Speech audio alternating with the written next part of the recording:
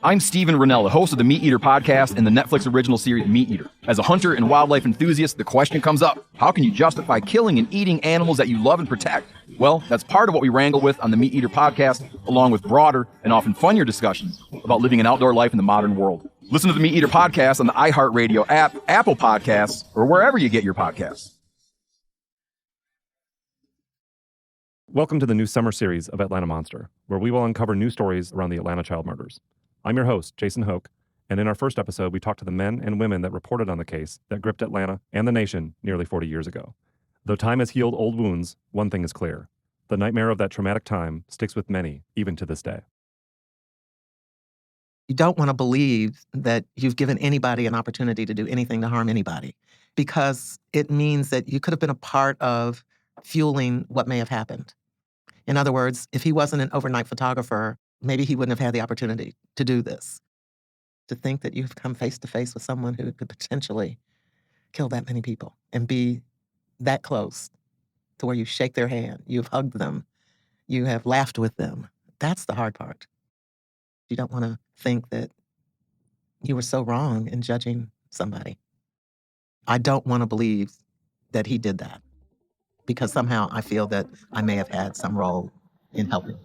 In Atlanta, another body was discovered today, the 23rd. At Police Task Force headquarters, there are 27 faces on the wall, 26 murdered, 1 missing. We do not know the person or persons that are responsible, therefore we do not have the motive. From Tenderfoot TV and How Stuff Works in Atlanta. Like 11 other recent victims in Atlanta, Rogers apparently was asphyxiated. Atlanta is unlikely to catch the killer unless he keeps on killing. This is Atlanta Monster.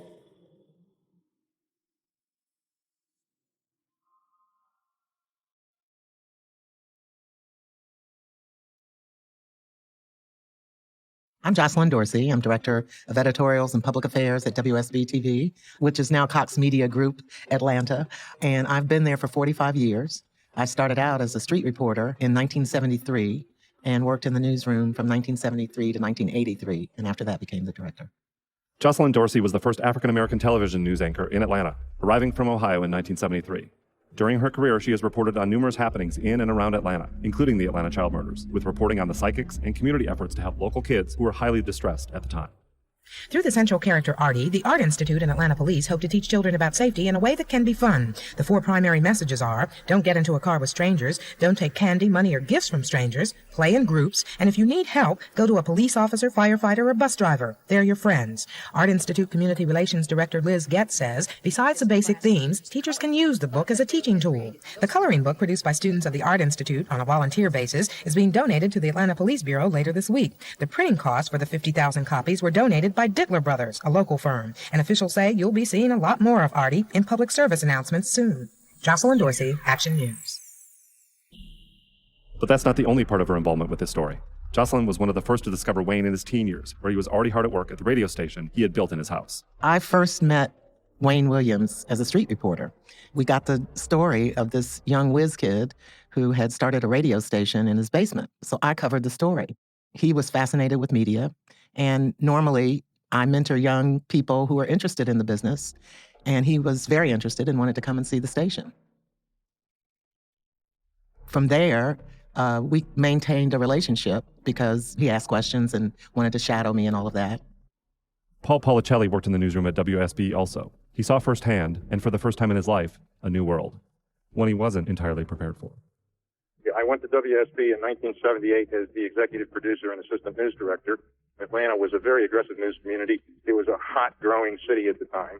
We were calling these kids street kids. The Omni is a complex of amusement arcades, theaters, restaurants, shops in the heart of Atlanta. It's a meeting place for the city's footloose young blacks, a place which many of the missing and murdered children used to visit. Most of them were what the locals call streetwise. Coming often from broken homes, they hustled for money, did odd jobs, sometimes had trouble with the law. They were tough. I mean, I remember my father said, what in the world is going on down there? And I said to him, Dad, I got to tell you something. I would have known more about what was on the surface of the moon than I knew about how people lived in public housing in Atlanta, Georgia. I was totally unprepared for the world that I walked into. I didn't know that there were children who had no one with primary responsibility for those children. I didn't know that there were children who would be out at 2 and 3 o'clock in the morning being a mule for a drug dealer or selling homosexual favors. It was a world that was totally separate and apart from the coddled world that I grew up in. I had no concept that people lived like that. I had no concept that there was that level of child abuse in society. And Atlanta was having an epidemic of child abuse at the time, and it was particularly impactful and harmful to the minority kids at the time. And that was the big subject that never got addressed out of this. You know, they wanted to get this problem out of the way as fast as they could. And I'm not sure that Atlanta ever looked into that. Talk about a child being vulnerable, a 9-year-old out on the street at 3 o'clock in the morning, and then you've got people prowling those streets looking for God knows what. Back in those days, we had what we called stringers. We were shooting 16-millimeter film, and we would give a camera to a freelancer, especially on the overnight crew, and he decided he wanted to be a photographer. He kept shadowing them, would come in all the time, volunteer, and I told him, I said, you know, we can't pay people to volunteer, but if you want to try out to be a stringer, you could be a stringer. And that's what he did. He was freelancing for us as a photographer. Wayne's world. His world was the world of the stringer. His world was the world of going around looking for trouble at night and taking pictures of it. He was a component of that very world. He was just a young kid. And I mean, he was right out of high school, I think, when he first started working with us. I didn't know much about his home life. I knew his parents. And he was a child that was born later in their lives because they'd had problems having a child. And I remember his mom telling me that he was a very special child because, you know, she thought she wouldn't be able to have children. His father was in the business. I think he was a freelancer. He may have actually worked for a newspaper, but he was a photographer. So I imagine his interest came from his dad. Jocelyn got to know Wayne and Wayne's family. But what was Wayne really like? He wasn't charming, and a lot of people didn't like him. He was kind of what people would call a nerd. You know, he was very nerdy, very bright. So I never thought that there was anything strange because I knew a lot of nerdy kids growing up. And, you know, I just thought that he was different. He did have a way about him that rubbed some people the wrong way. We heard this over and over again. Wayne was nerdy, pudgy, highly intelligent. He is a highly intelligent young man, a good student when he was in school. He was a very intelligent young man. Just an ideal student. I said, "You're very intelligent." I said, "What's your IQ?" And he said, "I don't believe in IQs." And I said, "Well, you must have done well in school. They just seem to be educated and articulate or whatever." As a student, he was extremely bright. He was a pretty intelligent guy, too. He had a very high IQ. Very intelligent young man. Brilliant asshole. Unassuming and cocky at the same time. He comes across as a nerd. He's a nerd. He's a little nerdy. He is so mild-mannered, he couldn't hurt a fly. Small, not very threatening at all. Pudgy little kid with the glasses. One of those pudgy little guys whose mom made him practice the piano. Little fat, 5'7" Wayne Williams. Very quick mind. Mentally, he could just run over the average person. Wayne Williams was quiet, didn't say much, and he got his job done and left. In our newsroom, there were quite a few guys who would tease him because of the way he looked. And this is back in the 70s, too, so the times were very different. But we don't know what impact it had on Wayne. You really didn't have a lot of involvement with people because you were so busy trying to get that story on the air. I didn't know him enough to know what was inside of his head. I knew it was different from most people. I guess I defended him because I have known people like him. And I felt sorry for them because I know that they've been bullied or people have said unkind things to them. So I have a soft spot in my heart for people like that. And so I got to be a bit more defensive because I felt as if they thought he was nerdy or something was wrong with him. He kept to himself a lot because of that. But he worked a different shift, too. That's maybe the other reason he decided to work overnight so he wouldn't have to come in contact with people all the time. When the time came, Jocelyn Dorsey ended up having to fire Wayne because he was taking footage and selling it to the other stations on the side. You'll recall that Monica Kaufman also said that strange things were happening. This man was a freelancer for WSB TV. And that's not something you hide. So the part of the story was, yes, someone has been arrested in connection with this case, but this person also has worked here as a freelance photographer. So that put us in a different vein from the other stations. Then there was still the question, is he guilty or is he not? I can remember Don McClellan, who was the reporter then and since has retired. He had a huge file on the missing and murdered children. Don did that story that night. And I can remember him being as a good reporter should be.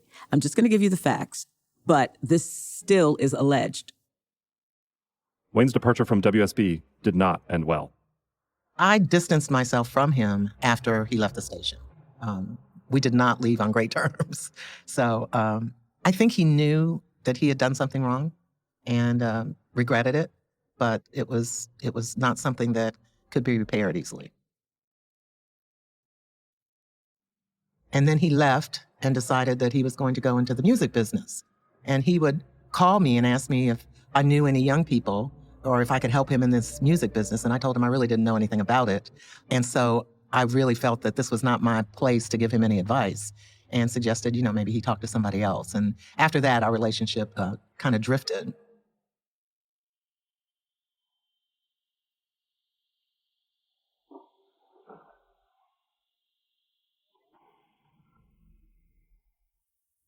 The city struggled to find the killer, and the body count only grew larger. How would they know when they found him? Dr. Alvin Toussaint was an African-American psychiatrist with Harvard, and he became a regular that we touched with because the story had all of these racial overtones to it that, again, puzzled us. Right? Why is this happening? Why are all these kids minority kids? It became this gigantic crossword puzzle that just engrossed all of us. I've been doing interviews since 1968, and of all of them, that was the most chilling one I ever did. We were sitting in the snack room of WSB, and I was doing an interview with him because his contention was that this perpetrator had to be African American because where these crimes were committed and at the times that they were committed, a white man would have stood out like a sore thumb. So the question then became, why would an African American male be doing this to young African American, primarily males? And he had a theory on that he wanted to cleanse the race. He was embarrassed by these guys. And while we were doing the interview, I looked up at the camera and I pointed to the lens and I said, whoever is doing this might be on the other side of that lens right there. What do we say to him? And he looked at me and he said, well, not much we could say to him directly, but I'm going to tell you this much. When they arrest him, you're going to know him. The "you're going to know him" phrase literally went down my spine with a chill.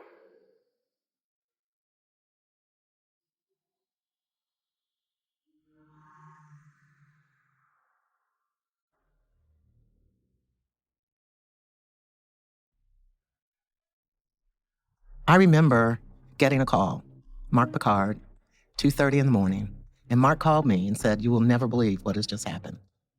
He said, "They just arrested Wayne Williams." And I dropped the phone. I couldn't believe it. I was in such a state of shock. I just could not believe what I was hearing.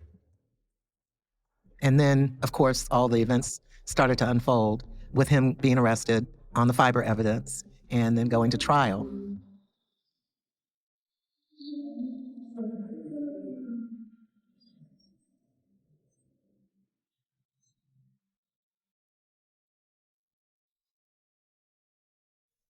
The Fall Line is a deep-dive true crime podcast focused on missing people, unsolved homicides, and unidentified persons whose cases have gotten little, if any, media attention. Through narrative storytelling, primary and archival research, and expert and family interviews, The Fall Line introduces listeners to victims and survivors they've never heard of and explores the reasons why their cases were ignored in the first place. This September, we cover a forgotten and unsolved series of cold cases, the Atlanta Lover's Lane murders.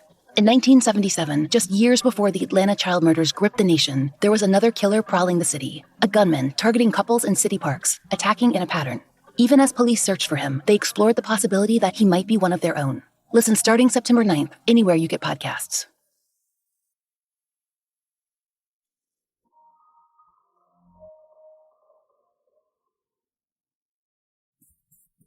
I'm Steven Rennell, the host of the Meat Eater podcast and the Netflix original series Meat Eater. As a hunter and wildlife enthusiast, the question comes up, how can you justify killing and eating animals that you love and protect?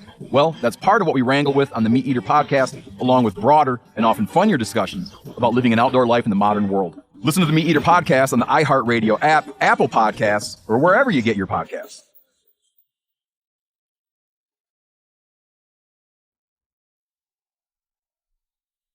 The home of the man taken into custody by the FBI has from time to time this evening taken on the aspect of a reporter's convention.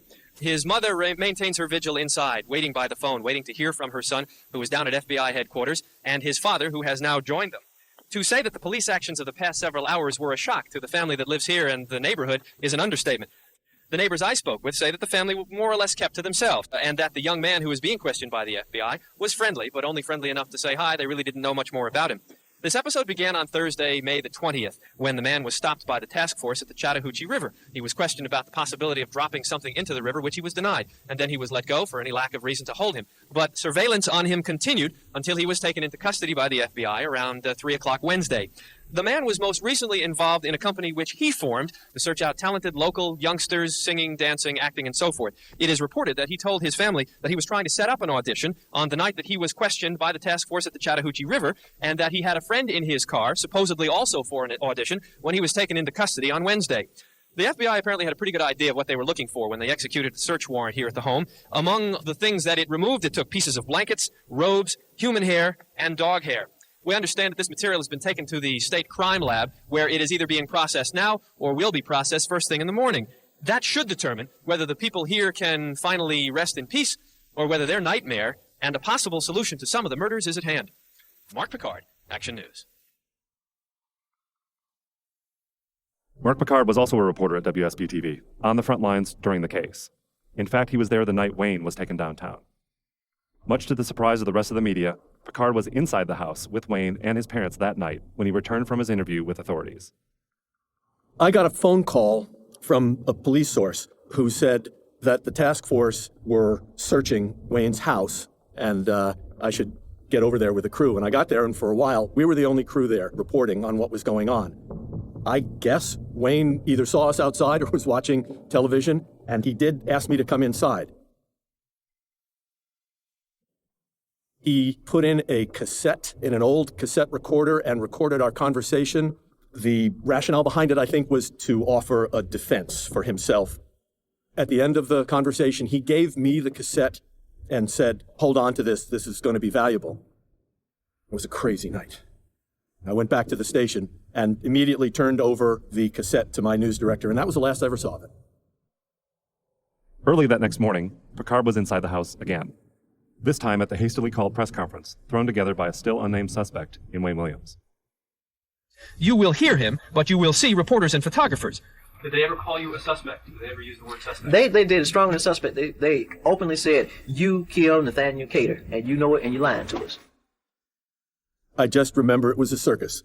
It was the center ring in a three-wing circus. All of it was surreal. In my reporting career, I was relatively young and fresh, and this was crazy to me. I was trying to keep perspective and not let the events overtake me. At that press conference, Wayne passed out his resume to the media. The FBI kept a copy of this resume, and we found it in their case file. Despite Wayne being a mere 22 years old, the resume was already 5 pages long. FBI records indicated that this resume was also one of the items found in the white station wagon when they searched the vehicle on June 3rd, 1981. Though he worked as a stringer and freelancer at WSB for approximately 3 years, Wayne's resume indicated he was employed at WSB from January 1979 to March 1979. The murders began in June of 1979. The resume listed an extensive set of positions and accomplishments, and personal and professional references from NBC News, CNN, Arista Records, the City of Atlanta Public Safety, and Jocelyn Dorsey.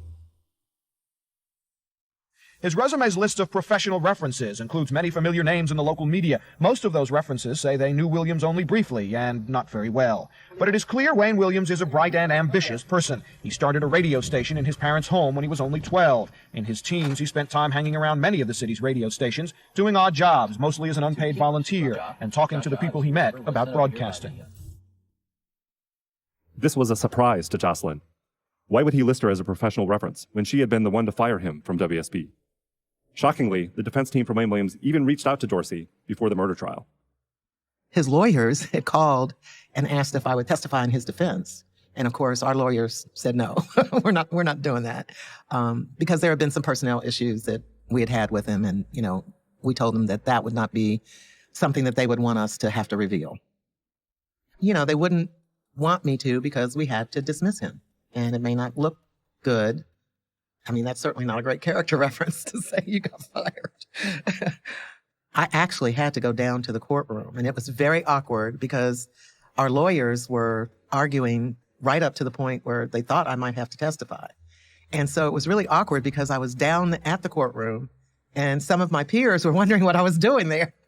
And I couldn't say anything.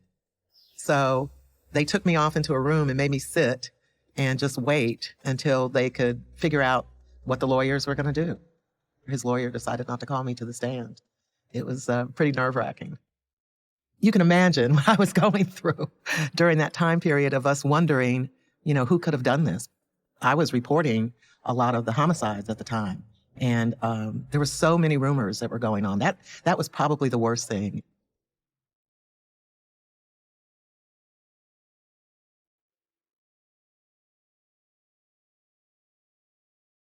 Newsrooms were hearing rumors and stories constantly. Questions arose in many of the reporters' heads, including Captain Dave Folk, who wondered what was happening at the Williams home. Captain Dave and others questioned the role of Homer Williams, Wayne's father, a topic that came up over and over. At the time, both the news media and officials investigating the case were also curious as to the role of Homer and his wife, Faye. I'd like to know more from him. It seemed like his mother was a shot caller. She was the spokesperson for it all when it was happening. See, he has been tried, and may as well say has virtually been convicted long before by the media. The Williams claim that police, desperate for a break in the case, set up their son's arrest. They didn't have and don't have enough evidence, not only to indict him, but to arrest him. I just like to give them a warning that whether they believe it or not, the killer is still at large. He's out there. I'm the only person in Atlanta got a 14-year-old German Shepherd dog. Are you the only person? I'm the only person in Atlanta got green carpet on my floor. My house is not the scene of a murder. I have faith. I have faith in that. And all this homosexual stuff they're talking about came from those street children, what they call street children.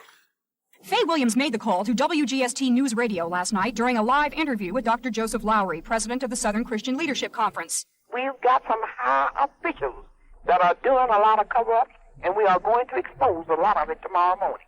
But when tomorrow came, a very subdued Homer Williams and his attorney, Len Watley, had little to say. It is our conclusion at this time that no statements will be made.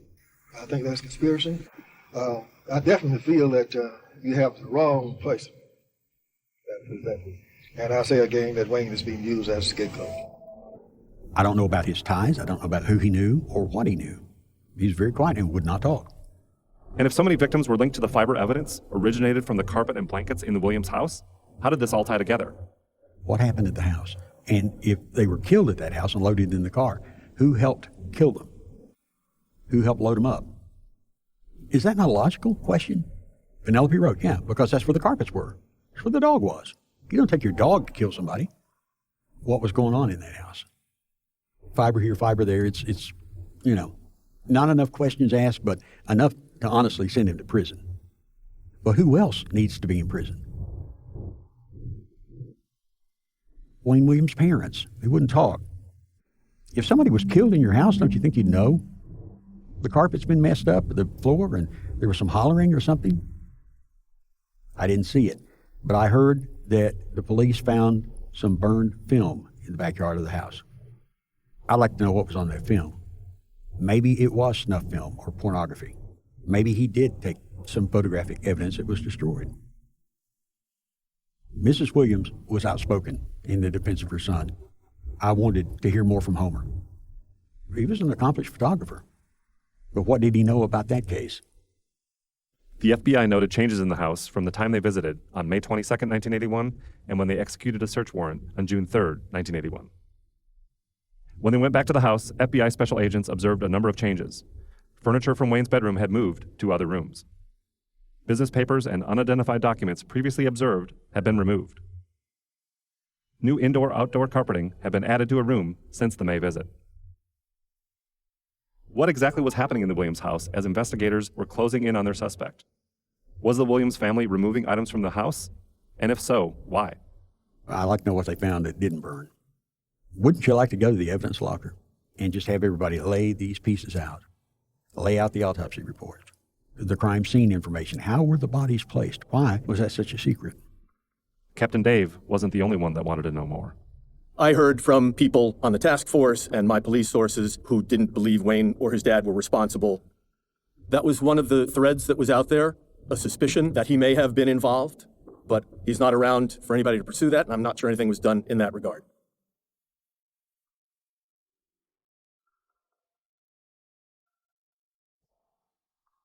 Many reporters continued to hear from Wayne during, but also after, the trial.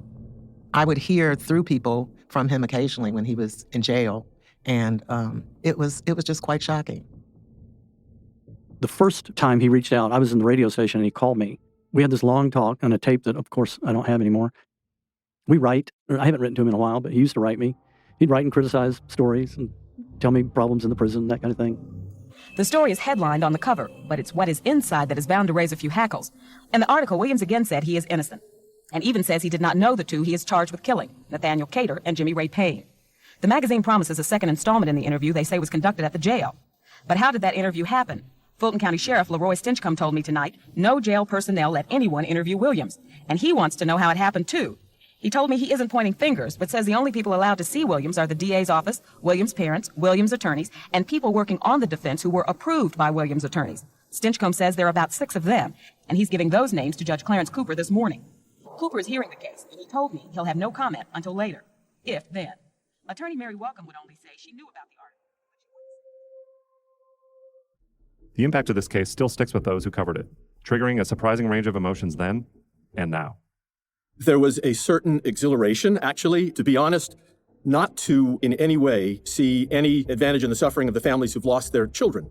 Just as a news story, it was probably the biggest that I'd ever been involved with, and so I felt an exhilaration at that point, but I also felt an obligation to be fair and to get it right.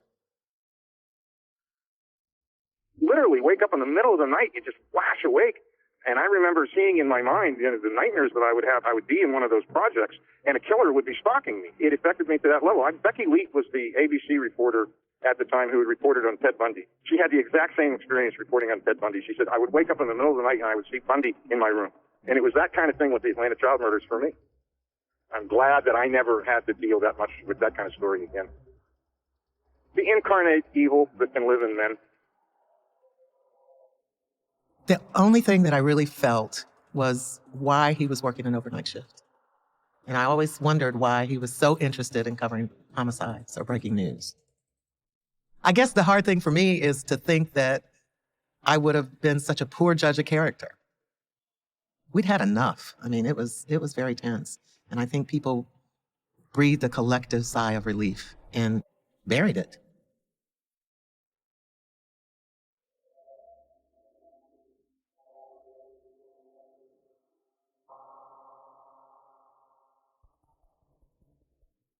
Thank you for joining us.